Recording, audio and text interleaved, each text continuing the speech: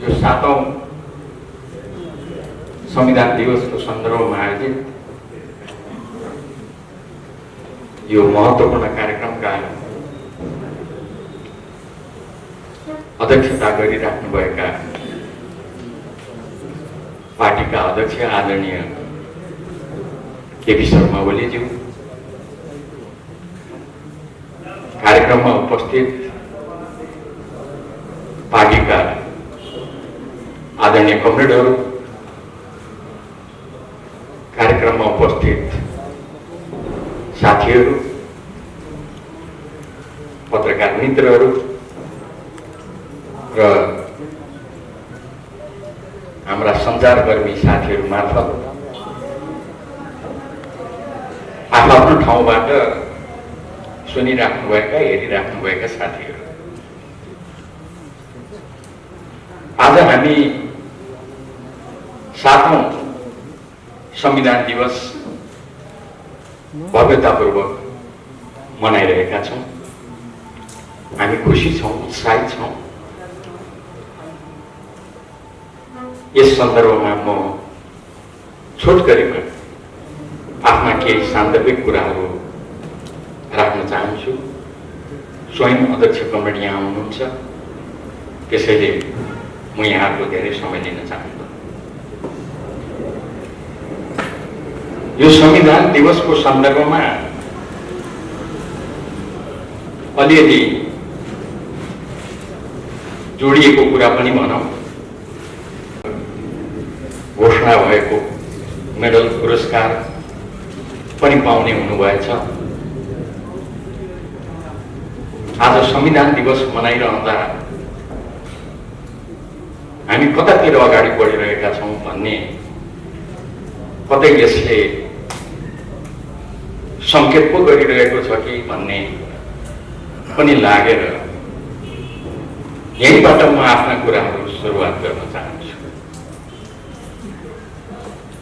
हामीले दुःख गरेर संविधान बनायौँ,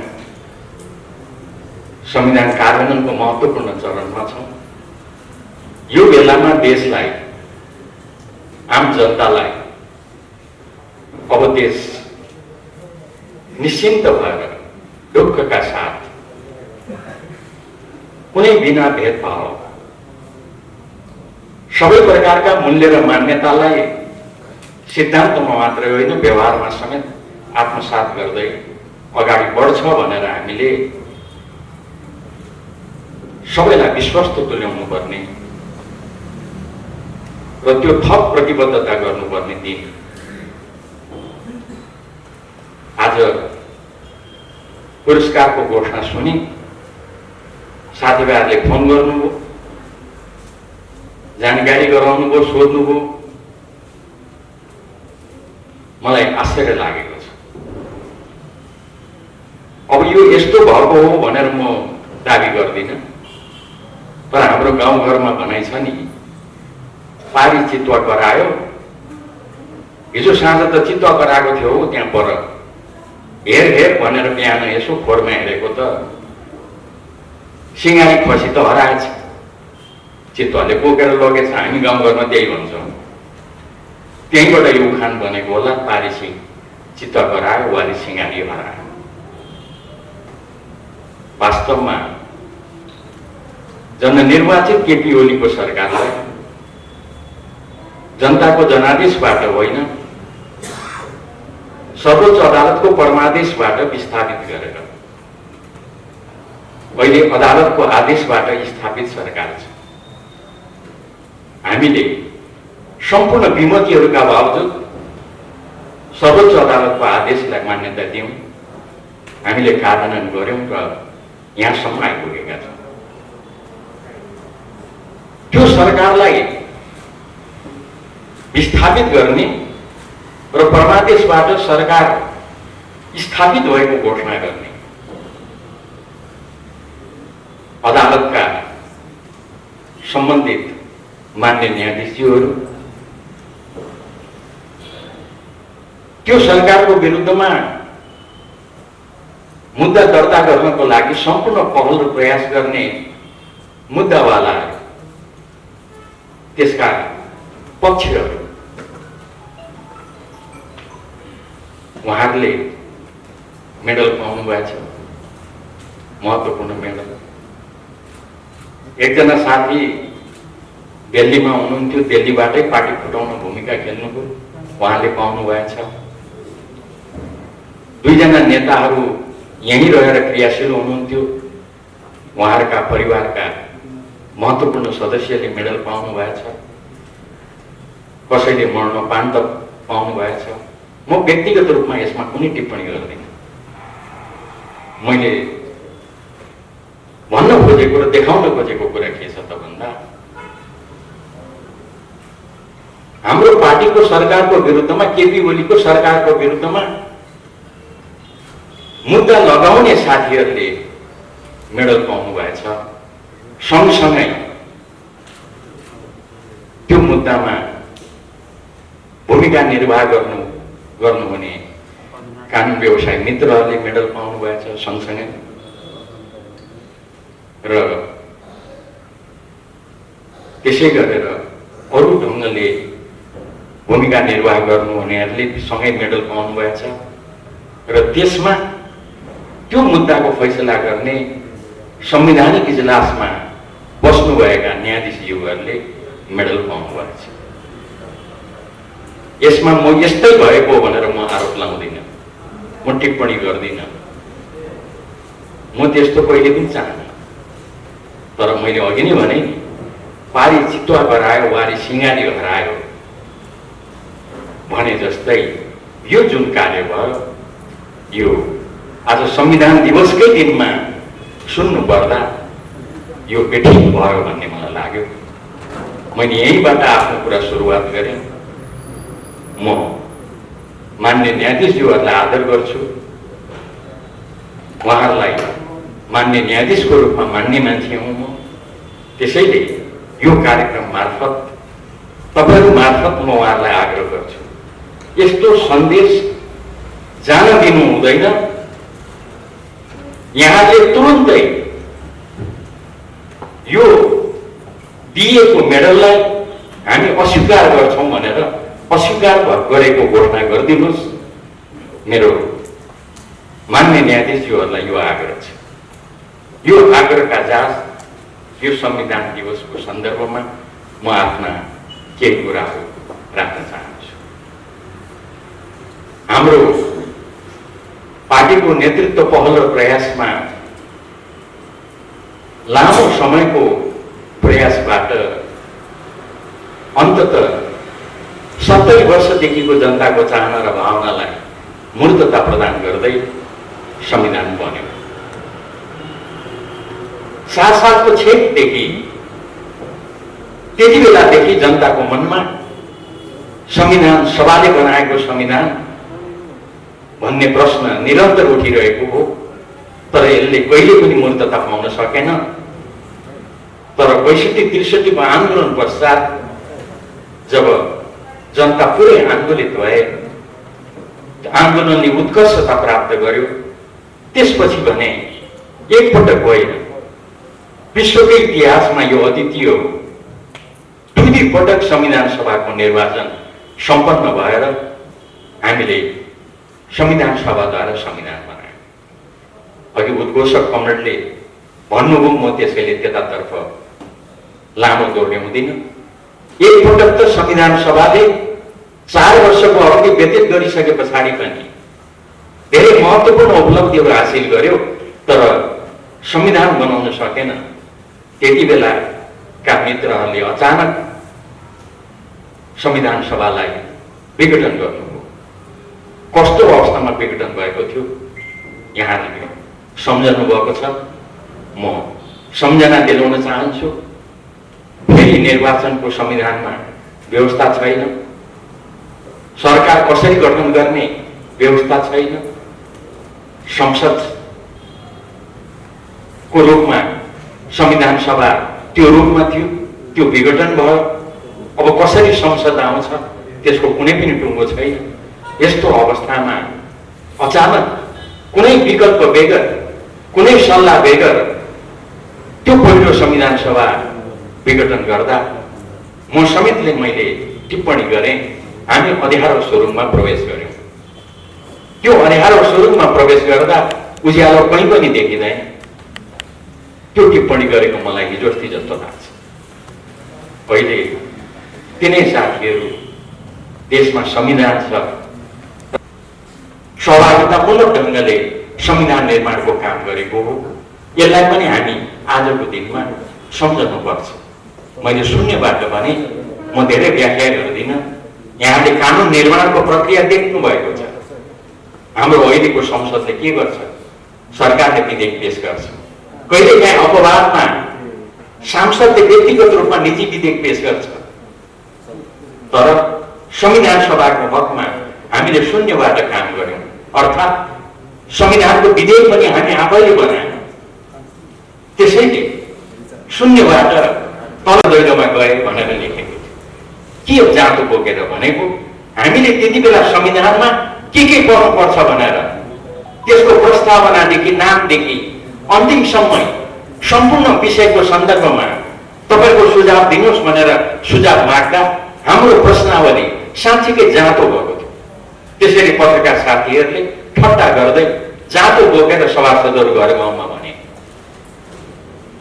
घर गाउँमा गएर हाम्रा सभासदहरूले देशभरि घुमेर प्रश्नावलीको उत्तर लिएर फर्कँदाखेरि एउटा टिप्पणी सँगसँगै लिएर आए। पत्रकारहरूले त्यो पनि छापेका थिए, मलाई सम्झना छ। त्यो टिप्पणी थियो, अब हाम्रा यी उत्तरहरू जवाफहरू हामी 3-4 महिना पछाडि काठमाडौँमा जाँदा संसदमा भेटिने छैन, संविधान सभामा भेटिने छैन। यी प्रश्नावलीका जुन कागजहरू छन्, जवाफका जुन कागजहरू छन्, त्यसमा जिरा मरिच पोको पारेर बेच्दै गरेको दोकानमा भेटाउन सकिन्छ भनेर टिप्पणी भएको थियो। र साँच्चीकै त्यति बेलाको एउटा अप्ठ्यारो म तपाईँहरूलाई सुनाउँछु, अरू धेरैतिर जान चाहन्छु। हामीले सरकारको तथ्याङ्क विभागसँग भेटेर छलफल गर्यौँ। यो जनताबाट आएको जवाफहरूलाई संस्थागत रूपमा व्यक्तिगत रूपमा आएका सुझावहरूलाई, किनभने हामीले सुरुदेखि नै सबै चिज हामीले हाम्रो ठेगाना दिएका थियौँ, जवाफहरू आइरहेको थियो, सुझावहरू आइरहेको थियो। त्यो लखौँ सुझावहरूलाई कसरी प्रतिवेदनमा ढाल्ने भन्दा उहाँले 2 वर्ष लाग्छ भन्नुभएको थियो। अनि हामीले हाम्रै नेपाली पारामा त्यो काम गर्यौँ। अर्थात् सम्पूर्ण सभासदहरूले घुँडा घसेर, त्यति बेला मान्यहरूले ठट्टा गरेको मलाई सम्झना छ। हामीलाई त सभाध्यक्षले स्कुले टिचर बनाइदिनु भयो, किनभने उहाँहरू बिहानदेखि बेलुकीसम्म सिंहदरबारका ती कोठामा बसेर जनताका जवाफ पढ्नुहुन्थ्यो र त्यसको आधारमा प्रतिवेदन बनाउनुहुन्थ्यो। त्यो काम गऱ्यौँ हामीले। र त्यति बेला जनतालाई आश्वस्त तुल्याउनको लागि, आएका ती भ्रमहरूलाई खण्डित गर्नको लागि मैले भनेको मलाई सम्झना छ, हाम्रा ती सभासदहरूले दिनमा 15 जना 20 जना, 1 जना सांसदले फोन गर्नुहुन्थ्यो। उहाँको जवाफमा फोन थियो, मोबाइल थियो। त्यसको आधारमा फोन गरेर तपाईँले यस्तो जवाफ दिनुभएको रहेछ, त्यो म पढ्दैछु, यसको आधारमा हामी संविधान बनाउँदैछौँ। उहाँले त्यो फोनबाट यति कुरा भन्नुभएको थियो। अन्तिममा यो सबैको आधारमा प्रतिवेदन तयार भयो। त्यो प्रतिवेदनहरू र त्यो सम्पूर्ण जनताबाट आएका जवाबहरू बाइन्डिङ गरेर अहिले पनि संसदको पुस्तकालयमा राखिएको छ।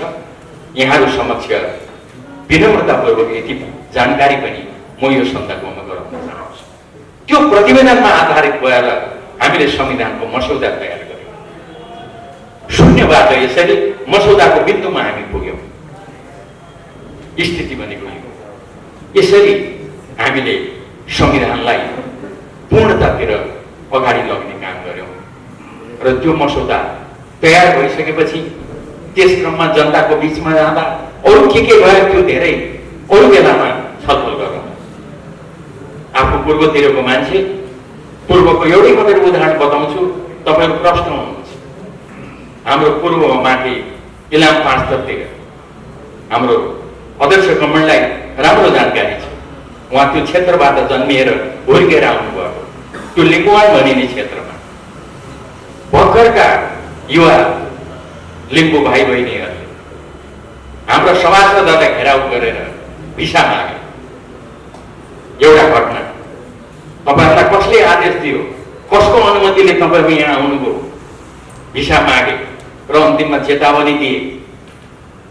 त्यो सुभाष नेमान यसरी हामीसँग सोध्दै नसोधिकन मान्छेहरू पठाउने गर्छ, खटाउने गर्छ। सचेत गराइदिनु, होइन भने तम्बर कटाइदिउँला भनेर चेतावनी दिएको पनि मलाई हिजो अस्ति जस्तो लाग्छ। त्यो लिम्बुवानदेखि थाकुसम्म थुप्रै प्रसङ्ग प्रक्रियाहरू छन्। आज त्यो बारेमा छलफल गर्नु सम्भव छैन। मैले यति मात्रै भनेको यहाँहरू समक्ष, यी सम्पूर्ण प्रक्रिया मार्फत जनताको बिचमा गएर एकपटक होइन, दुई पटक जनताको बिचमा गएर हामीले संविधानको मसौदा तयार गर्यौँ। मसौदा तयार गरिसके पछाडि दोस्रो पटक फेरि जनताको बिचमा तपाईँले दिएको सुझावको आधारमा हामीले यस्तो मसौदा तयार गर्यौँ भनेर पनि जाने काम भयो। यसरी सहभागितामूलक ढङ्गले संविधान बनाउने काम भएको छ। यो कुरा मैले आज संविधान दिवसको दिनमा यति कुरा प्रश्न गर्नै पर्छ। 5 वर्ष 8 महिना लागेर हामीले संविधान बनायौँ। संविधान बनाउने क्रममा चाँडो नगर, ढिलाइ गर, किन यो तोकेकै दिनमा संविधान बनाउनु पर्छ भन्नेदेखि लिएर त्यसमा लोभ, लालच, मोहदेखि लिएर अनेक कुराहरू, कसले कहाँ के गर्नुको त्यो अहिले मलाई सम्झना भएन, धम्कीसम्मका कुराहरू। हामीसँग सेना छ, हामीसँग यो शक्तिहरू छ, थुप्रै। म त्यसतर्फ डिटेलमा जान चाहन्छु। मलाई एउटा सम्झना छ, त्यो कुरा चाहिँ राख्छु। होइन, संविधान सभाको म्याद त 4 वर्ष छ त। यो 1 वर्ष केही महिना हुँदै किन संविधान बनाउनु पर्यो? संविधान सभा अध्यक्ष भएर 4 वर्ष व्यतीत गर्नुहोस्। 4 वर्ष पुग्नु 1 महिना 2 महिना अगाडि संविधान जारी गर्नुहोस्। कस्तो राम्रो हेर्नुहोस् त, देशले संविधान बनाउँछ, तपाईँ 4 वर्ष संविधान सभा अध्यक्ष हुनुहुन्छ। कसले भन्नुको त्यो मैले बिर्सेँ, तर मैले भनेको एउटा कुरा चाहिँ यहाँ छ। 10 वर्ष संविधान नबनाउने संविधान सभाको अध्यक्ष हुनुभन्दा 1 वर्ष संविधान बनाउने संविधान सभाको अध्यक्ष हुनु मलाई गर्व लाग्छ। त्यसैले समयमा संविधान बन्छ। यहाँहरूले संविधान समयमा जारी गर्नको लागि तपाईँले खेलेको भूमिकाको लागि पनि म सञ्चारकर्मी मित्रहरूलाई धन्यवाद दिन चाहन्छु। सम्पूर्ण राजनीतिक दलहरूलाई धन्यवाद दिन चाहन्छु। म यहाँ उपस्थित अध्यक्ष कमरेड केपी शर्मा ओली, उहाँको नेतृत्वमा पार्टीले खेलेको भूमिकाको लागि उहाँलाई म धन्यवाद दिन्छु। त्यो बेलामा अन्तिममा हामी लड्दै पढ्दै अगाडि बढिरहेको बेलामा, अब केही महिना छ भन्ने बेलामा उहाँले भन्नुभएको एउटा सार्वजनिक रूपको टिप्पणी पनि मलाई याद छ। उहाँले भन्नुभएको थियो, अब हामीले बललाई अगाडि बढाउँदै संविधान सभाका अध्यक्ष सुभाष नेमानलाई बल पास गरेका छौँ। अब संविधान सभा अध्यक्षले संविधान बनाउनुहुन्छ। उहाँले भनेको त्यो कुरा मलाई अहिले पनि याद छ। त्यसैले त्यसलाई ढिलाइ नगरिकन त्यही दिन संविधान बनाउनुपर्छ भनेर हामी सबै लाग्यौँ। त्यस क्रममा संविधान सभा अध्यक्षलाई यो मसौदा नबुझा भन्नेसम्मका कुराहरू पनि ठाउँ ठाउँमा आएका हुन्। ती सबै कुरालाई परास्त गर्दै हामीले समयमा संविधान बनायौँ। संविधान समयमा नबनेको भए के हुन्थ्यो? त्यस पछाडिका घटनाक्रमहरूले प्रश्न गर्छ। म त्यसतर्फ आज धेरै जान चाहन्छु। यसरी हामीले समावेशी र सहभागितामूलक ढङ्गले यति व्यापक छलफल गर्यौँ हामीले। यो समावेशी संविधान सभामा 31वटा राजनीतिक दलहरूको बिचमा छलफल गरेर 5 वर्ष 8 महिना लगाएर हामीले सङ्घीय लोकतान्त्रिक गणतन्त्र, धर्मनिरपेक्षता र समावेशिता सहितको संविधान बनाएर छाड्यौँ। यो संविधान सम्झौताको दस्तावेज हो, समझदारीको दस्तावेज हो।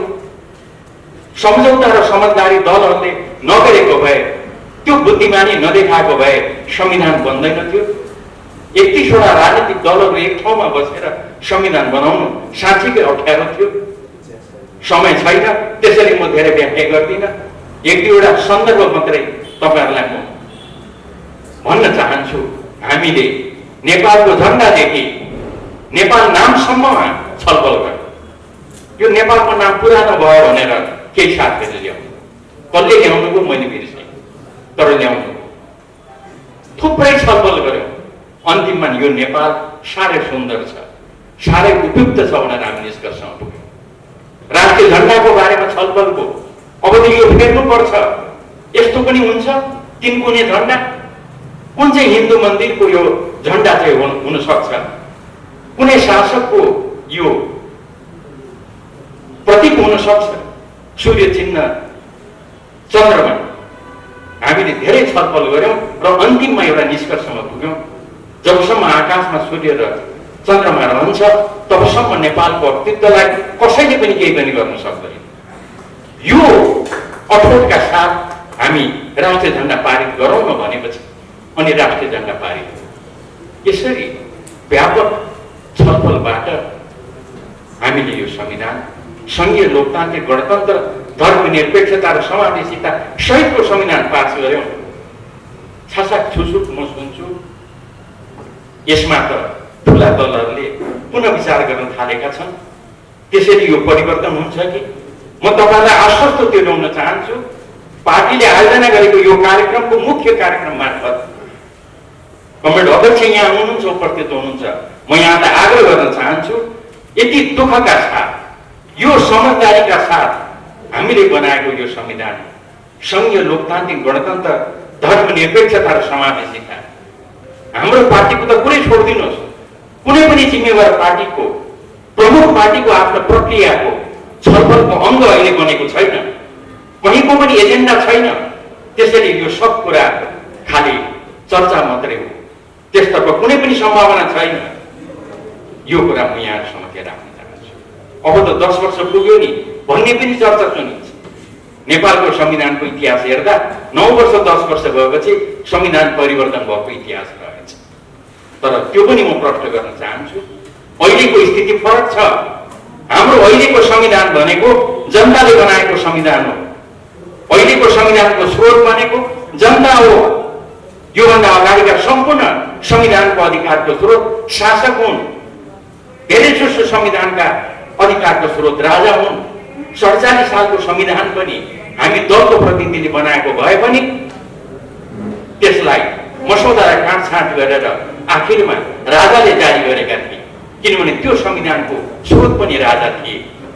त्यसैले अहिले भने यो संविधान सार्वभौम सत्ता सम्पन्न नेपाली जनताको प्रतिनिधिमूलक संस्था संविधान सभाले बनाएर यो संविधान जारी गरेको हो भनेर हामीले गर्वका साथ हाम्रो संविधानमा घोषणा गरेका छौँ। यो फरक छ। योभन्दा माथिबाट संविधान बन्ने कुनै पनि विकल्प छैन। त्यसैले यो अवस्थामा अब केही हुन्छ कि खालका चर्चाको कुनै पनि आधार छैन। यो कुरा म राखेर वास्तवमा थुप्रै कुराहरू छन्, हामीले मौकामा यसबारेमा विस्तृत रूपमा छलफल गर्नुपर्छ, एउटा टुङ्गोमा पुग्नुपर्छ। थुप्रै प्रसङ्गहरू उठेका छन्, त्यो प्रसङ्गहरूको बारेमा छलफल गर्नुपर्छ। यति मात्रै भन्छु एउटा सन्दर्भमा कि हाम्रो संविधानका प्रत्येक शब्द वाक्यांशका आफ्ना अर्थ छन्, पृष्ठभूमि छन्। जस्तो उदाहरणको रूपमा भन्नुहोस्, हाम्रो संविधानको प्रस्तावनामा त्यहाँ लेखिएको छ प्रश्नसँग यो नेपाली जनताको लामो समयदेखिको पटक पटकको आन्दोलन, सशस्त्र क्रान्ति समेतको उपलब्धिको रूपमा यो संविधान आएको हो। त्यो शब्दले यो देशमा लखन थापादेखि अहिलेसम्मका कहिलेकाहीँ तपाईँले टिप्पणी सुन्नुहुन्छ नि, खै त मधेस आन्दोलनलाई कति साह्रो हेपेको, खै यहाँ मधेस आन्दोलन कहाँ छ? मैले यही कुरा व्याख्या गरेको हुँ। त्यति बेला हामी बिचमा छलफल भएको थियो, लखन थापाको कुरा उठेको थियो, जनजाति आन्दोलनको कुरा उठेको थियो, विभिन्न मधेस आन्दोलनका कुराहरू आएका थिए। यी सम्पूर्ण आन्दोलनहरूलाई, क्रान्तिहरूलाई यो जनआन्दोलन भन्ने शब्दले, सशस्त्र क्रान्ति भन्ने शब्दले बोक्छ। त्यसैले हाम्रो संविधानको प्रस्तावनामा यति लेखिएको छ भनेर लेखिएको छ। हाम्रो संविधानको नाम नेपालको संविधान, जनताले सुझाव दिँदा 35वटा संविधानको नाम उल्लेख गरेका छन्। त्यो जम्मैतिर म व्याख्या गर्दिनँ, एउटा सन्दर्भमा मात्रै मैले यति कुरा उल्लेख गर्न खोजेको हुँ। तर हाम्रो नाम, नेपालको संविधानको नाम, नेपालको संविधान 2072 होइन। कसैले 2072 पनि भनेर उल्लेख गर्नुहुन्छ। 2072 सालमा त जारी भएको कुरा के हो त भन्दा हामीले नेपालको संविधान मात्रै लेखेका छौँ। किनभने हामीलाई संस्थागत र व्यक्तिगत रूपमा सुझाव दिन आउनेले कसैले ईस्वी सम्मत लेखौँ भन्थे, कसैले विक्रम सम्मत लेखौँ भन्थे, कसैले एले सम्मत लेखौँ भन्थे। हामीले सम्पूर्ण देशको विविधतालाई ध्यानमा राखेर के टुङ्गोमा पुग्यौँ त भन्दा 2072 नलेखौँ, नेपालको संविधान मात्रै लेखौँ। हामी सबै विविधताको बीचको जो सुन्दर राष्ट्र नेपाल छ त्यसलाई प्रतिनिधित्व गर्ने संविधान बनाऊ।